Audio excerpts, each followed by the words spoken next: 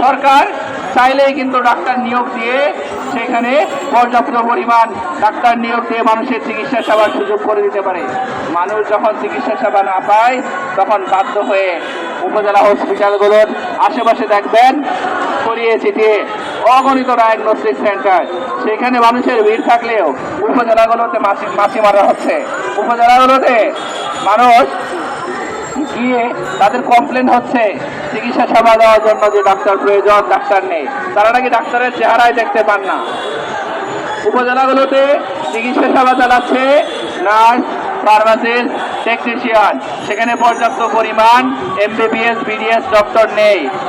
মানুষের মৌলিক অধিকার প্রাথমিক চিকিৎসা যদি একজন ন্যূনতম এমবিবিএস, বিডিএস ডাক্তারের কাছ থেকে পরামর্শ না পারেন, তাহলে ছোটখাটো অসুখ থেকে জটিল রোগে পরিণত হয়। ছোটখাটো অসুখ থেকে বড় ধরনের কমপ্লিকেশন নিয়ে তখন তারা ভর্তি হয় মেডিকেল কলেজগুলোর বারান্দায়, মেডিকেল কলেজগুলোর সিঁড়িতে, মেডিকেল কলেজগুলোর ফ্লোরে।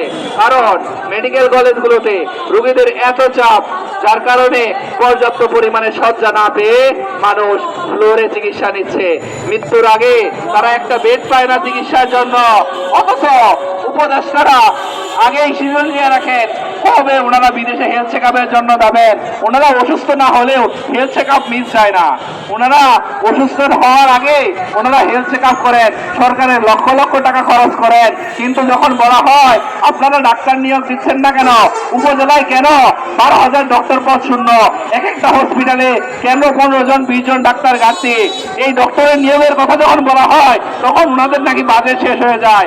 যখন উপজেলায় ডক্টর নিয়োগের কথা বলা হয় তখন ওনাদের বাজেটের ঘাটতি দেখা দেয়।